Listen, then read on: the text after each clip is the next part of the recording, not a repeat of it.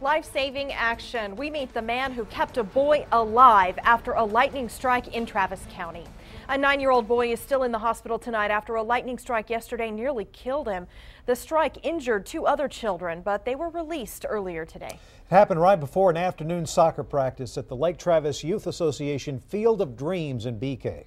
Travis County officials say the lightning strike happened 3 miles out ahead of an approaching storm, catching everyone off guard.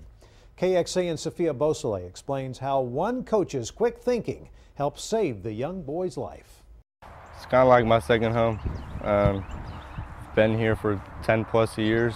It was supposed to be the first day of soccer practice, the first day that 19-year-old Carson Monks would coach kids how to play the game he loves.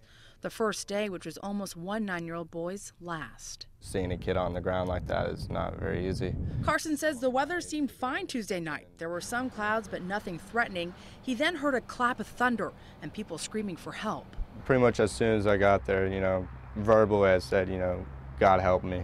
Carson saw 9-year-old Alex lifeless on the ground. He wasn't breathing and didn't have a pulse. Started doing my CPR on him, getting the breaths in that he needed. Carson says he was in shock and his adrenaline kicked in, and the skills he learned as a lifeguard helped him bring the 9-year-old back to life. As soon as I got the pulse, it kind of just felt like, just a sense of joy, a sense of happiness. The coach continued to work on the boy until paramedics got there and took him to Dell Children's. But Carson knew that the young soccer fan was not out of the woods. Leaving out these fields, tears came to my eye just knowing that kid's life might be taken.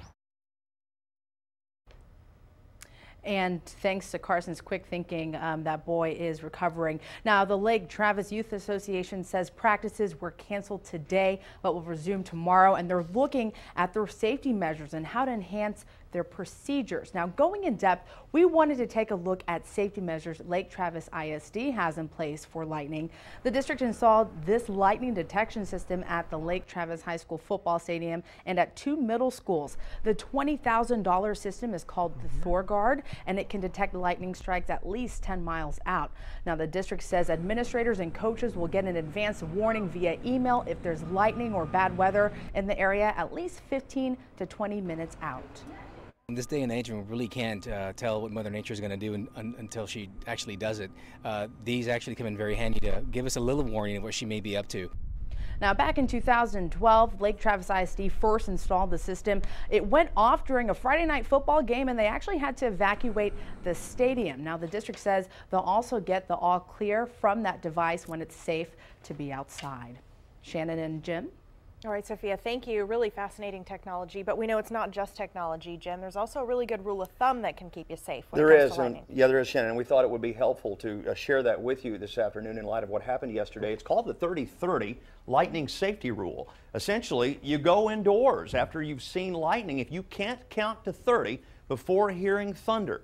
And then, of course, you stay indoors for at least 30 minutes after the last clap of thunder. Now, the ironic thing about yesterday's lightning strike is that the one previous to the one that hit the sports field happened exactly 6 miles away, which would have been, as the sound travels, at the rate sound travels, exactly 30 seconds later, or 30 seconds until they heard that thunder. But there's no indication that they did hear thunder before the lightning strike that hit the field. That relates a lot to atmospheric conditions, so it was just a very unfortunate set of circumstances. Also a reason that you don't always count on that 30-30 rule. As we learned yesterday, those lightning strikes can occur many miles, sometimes 10 or 15 miles ahead of that thunderstorm. That's why we always say if you hear thunder, at that point you need to move indoors, or if you see lightning.